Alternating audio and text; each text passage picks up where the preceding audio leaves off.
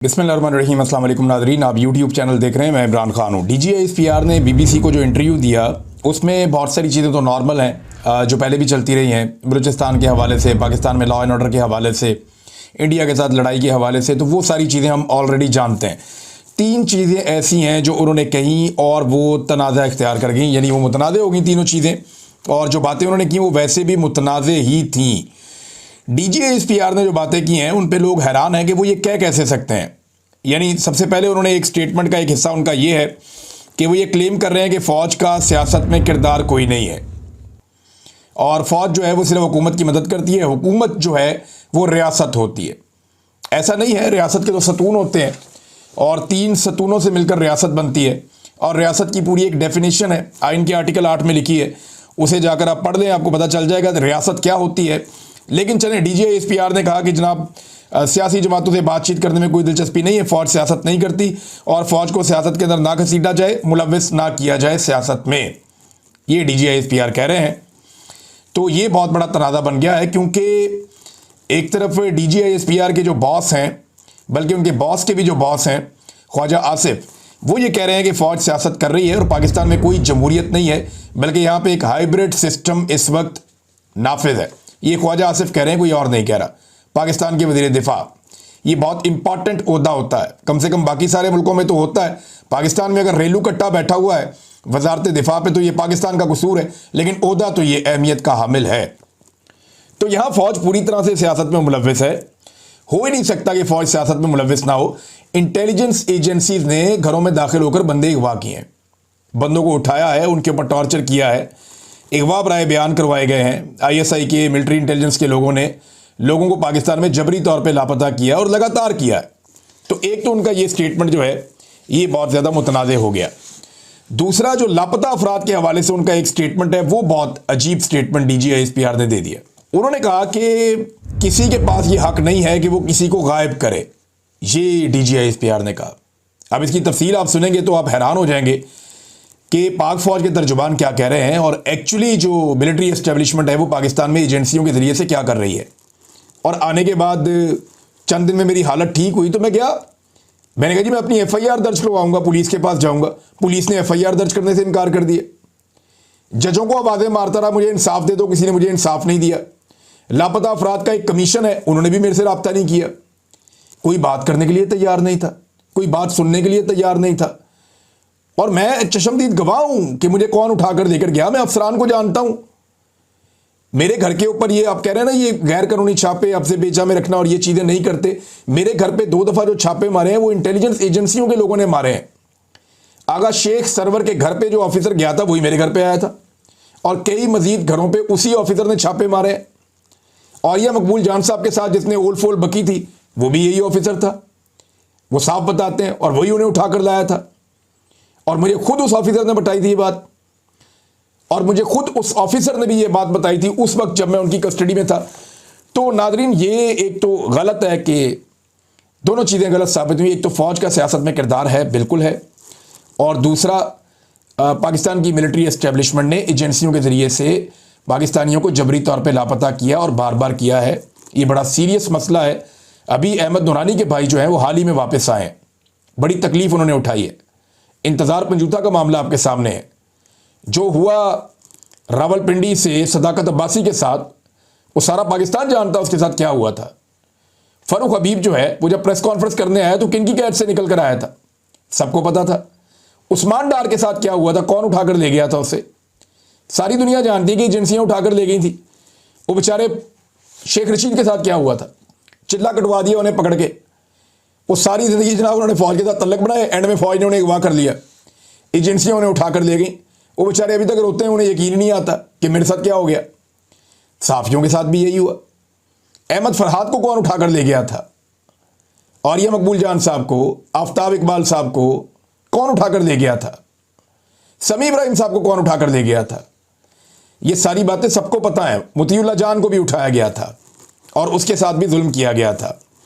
तो ये दोनों चीज़ें जो हैं ये गलत साबित होगी। तीसरी एक और चीज़ है, उन्होंने मीडिया के हवाले से कुछ कहा, और मीडिया के हवाले से उन्होंने बड़ा साफ साफ ये कह दिया कि जी मीडिया की तो अपनी पॉलिसी है और उनका अपना एक एडिटोरियल है, और इस पे तो हमारा कंट्रोल नहीं होता। यानी हर मीडिया का अपना एक एडिटोरियल है, उसकी अपनी एक पॉलिसी है और वो पैमरा के साथ मिलकर करते हैं और इसके अंदर कोई किसी किस्म का एस्टेब्लिशमेंट का रोल नहीं है। भी पैमरा ने 10 मरतबा अदालतों में आकर कहा कि ये चीज़ हमने मना नहीं की हुई, फिर भी टीवी चैनल नहीं चला पाए। मिलिट्री एस्टेब्लिशमेंट की जानिब से कि इसको नौकरी से निकालो, हम उनके कहने पे आपको निकाल रहे हैं। हमने उनसे पूछा इसने क्या गलत किया है, गैर कानूनी क्या है, तो वो कहते नहीं बस निकालो इसको, तो निकाल दिया। अरशद शरीफ को नौकरी से किसने निकलवाया, ऐसे ही निकाला गया। साबिर शाकिर को किसने निकाला, ऐसे ही निकाला गया। मुहित पीरजादा को नौकरियों से किसने निकाला, ऐसे ही निकाला गया। अभी हाल ही में हमारे बहुत सारे दोस्तों की नौकरियां छिन गई। कुछ अर्सा काशिफ अब्बासी साहब भी जो है वो ऑफियर रहे।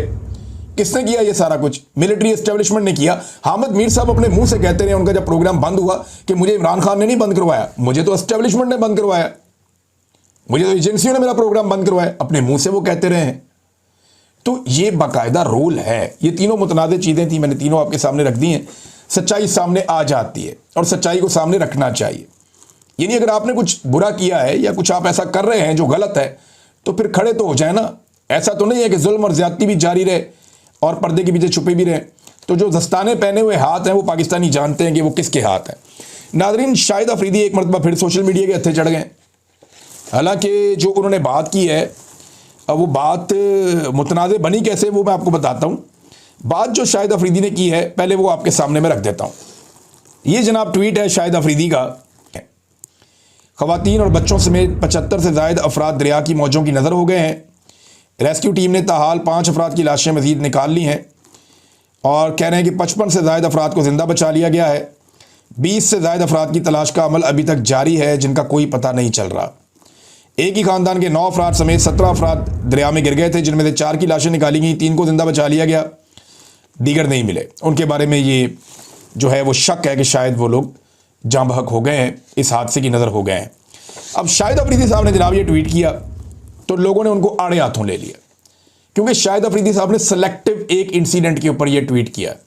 वाक़यात पाकिस्तान में होते रहते हैं, लेकिन वो तनकीद उन्होंने, क्योंकि लोगों को लगता है कि शायद पीटीआई की गवर्नमेंट पे तनकीद करना चाह रहे थे, इसलिए किया। लोगों ने उन्हें याद दिलाया कि जनाब आपने इससे पहले भी सैलाब आया, इस तरह के वाक़यात हुए, आपने तनकीद नहीं की। फिर दीगर कई वाक़यात निकाल कर लोग गिनवा रहे हैं कि आप उस वक्त नहीं बोले। फिर जुल्म पे, जबर पे, फस्तायत पे, डी चौक में गोलियां चली, वहाँ पे लोगों को शहीद कर दिया गया, उसके ऊपर आप नहीं बोले। तो लोग बहुत ज़्यादा तनकीद कर रहे हैं शाहिद अफरीदी पे। जो बात की है ना शाहिद अफरीदी ने, वो गलत नहीं है, बात ये दुरुस्त है। हमारी तरजीहात में पाकिस्तान की अवाम है ही नहीं, लेकिन मखसूस नशिस्तें तो दे दी गई पीडीएम की जमातों को और अब उनके पास 2/3 अक्सरियत है। ये पाकिस्तान की तारीख में पहली दफ़ा हो रहा है कि जिस हुकूमत के पास सिर्फ और सिर्फ 17 सीटें थीं, उन्हें पाकिस्तान की मिलिट्री एस्टेब्लिशमेंट ने सीटें दिलवा दिलवा कर 1.5 साल के अरसे में 2/3 अक्सरियत तक पहुंचा दिया। और अगर इन्होंने 1.5 साल का अरसा और गुजार दिया ना, तो ये 100% अक्सरियत भी ले सकते हैं। कोई पता नहीं, पाकिस्तान की मिलिट्री एस्टेब्लिशमेंट इन्हें 100% अक्सरियत भी दिलवा दे और पाकिस्तान की तारीख में ऐसी आइनी तब्दीलियां करवा दें या आइन का हुलिया इस हद तक बिगाड़ दें कि आइन पहचाना ही ना जाए कि ये 1973 का आइन है। अभी कुछ लोग ऐसी बातें कर रहे हैं कि शायद आइन का हुलिया मजीद बिगाड़ के मिलिट्री एस्टेब्लिशमेंट अपने बड़ों के लिए नए रास्ते निकालने जाएगी और उनके लिए ज़्यादा ताकत हासिल करने की कोशिश करेगी।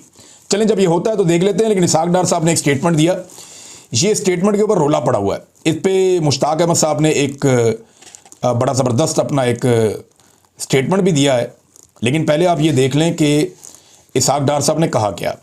इसहाक डार साहब के हवाले से एक स्क्रीनशॉट उन्होंने शेयर किया जिसमें वो कहते हैं कि हम उस वक्त तक इसराइल को मानने के लिए तैयार नहीं हैं जब तक फ़लस्तीन का 2 कौमी हल नहीं माना जाता। इसहाक डार, अच्छा, अब ये 2 कौमी हल जो है इसको लोग मुतनाज़ करार देते हैं। यानी 2 तरह की सोच है फ़लस्तीन और इसराइल के मामले को लेकर। एक सोच ये है कि वहाँ पे अब इसराइल मौजूद है तो एक मुल्क इसराइल हो और एक मुल्क फ़लस्तीन हो, और फ़लस्तीनियों को फ़लस्तीनियों के इलाके मिल जाएं तो 2 कौमें वहाँ पे आबाद हो जाएं, एक इसराइलियों का मुल्क है और एक फ़लस्तीनियों का मुल्क है, और इंसाफ के साथ जो है जो फ़लस्तीनियों का हक़ है वो उनको दिया जाए। एक तो ये है। अब इसके अंदर जो है वो एक तरह के लोग समझते हैं कि इसराइल को ज़्यादा दिया जाए, दूसरी तरह के लोग समझते होंगे कि फ़लस्तीन को ज़्यादा दिया जाए। तो ये 2 कौमी नज़रिए की तर्ज के ऊपर या 2 कौमी हल के तौर के ऊपर इसको एक मकतबा फ़िक्र या सोचने वाले लोग जो हैं वो ये कहते हैं, और ये इसहाक डार साहब उन्हीं की नुमाइंदगी कर रहे हैं। दूसरे लोग ये कहते हैं कि जनाब इसराइल को तो वजूद ही कोई नहीं है, इसे तस्लीम ही नहीं किया जा सकता। कायद-ए-आज़म मोहम्मद अली जिन्ना ने कहा था कि हम किसी सूरत इसराइल को तस्लीम नहीं करेंगे, इसलिए कि ये उम्मत के कलब में घुसाया गया खंजर है, नाजायज़ रियासत है, हम इसे मान ही नहीं सकते। और उस वक्त भी अक़वाम मुत्तहिदा ने बैतुल मक़दस शहर के साथ फ़लस्तीनी रियासत के साथ 2 रियासती हल दिया था, लेकिन कायद-ए-आज़म ने अक़वाम मुत्तहिदा का ये 2 रियासती हल मुस्तरद कर दिया था। तो अब कैसे हो सकता है, ये बात अब सेनेटर मुश्ताक अहमद खान साहब कह रहे हैं, और दूसरी तरफ की राय रखने वाले लोग ये बात कह रहे हैं। अब ये 2 अलग अलग ओपिनियन है, इन 2 अलग अलग ओपिनियन में से कौन सी ठीक है कौन सी गलत है, इसके ऊपर डिबेट आने वाले दिनों में चलेगी। लेकिन दोनों तरफ के लोग जो हैं वो कुछ भी कह लें, अब मुझे नहीं लगता कि पाकिस्तान के लिए इसराइल को तस्लीम करना कोई इतना आसान काम होगा।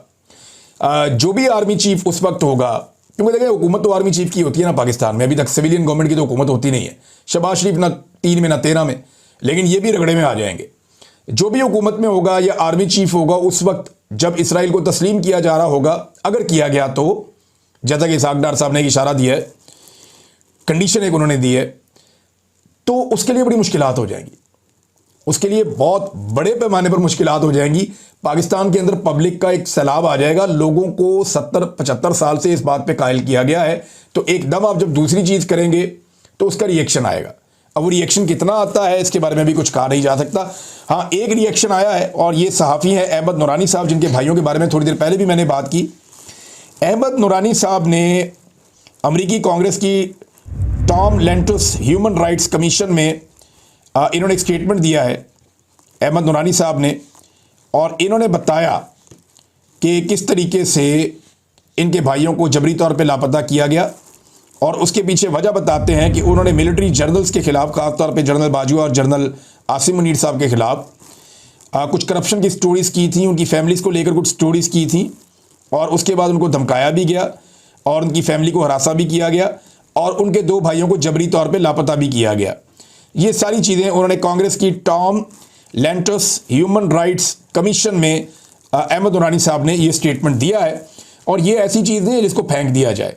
इन चीज़ों के असरात होते हैं, और आने वाले दिनों में आप देखेंगे ह्यूमन राइट्स का मामला जो है वो ऐसे ही दब नहीं जाता, वो मौजूद रहता है, और जो भी जुल्म आप करते हैं वो पलट कर आता है, आपको उसका सामना करना पड़ता है, उसका जवाब देना पड़ता है, इसके बगैर आप सर्वाइव नहीं कर सकते। नादरीन, चीनी पे जो डकैती मारी गई है ना, इसके ऊपर तो इस वक्त अपोजिशन को पूरा जोर लगाना चाहिए। काम ही नहीं कर रहा, अवाम की जेब पे डाका पड़ रहा है। अवाम इस वक्त जो चीनी खरीद रही है उसमें लगभग 80 रुपये इजाफी पे कर रही है, और ये वो 80 रुपये इजाफी हैं जो पे करने पड़ रहे हैं अवाम को, कि इन्होंने अपना शौक पूरा किया। पहले चीनी की एक बहुत बड़ी मिकदार, लगभग 7 लाख टन, ये चीनी पाकिस्तान से बाहर भिजवा दी, और उसके ऊपर कमीशन खा लिया, पैसा कमा लिया। अब बाहर से चीनी वापस मंगवा ली, उसके ऊपर भी कमीशन खा लिया और पैसा कमा लिया। अगर वो पड़ी रहे तो पूरा साल इस्तेमाल की जा सकती है, लेकिन माफिया को फ़ायदा देने के लिए, शुगर माफिया को फ़ायदा देने के लिए इस हुकूमत ने चीनी के मामले के ऊपर एक बड़ी डकैती मारी है। तो नाज़रीन, अब तक के लिए इतने, अपना ख्याल रखिएगा, अपने चैनल का भी। अल्लाह हाफिज़।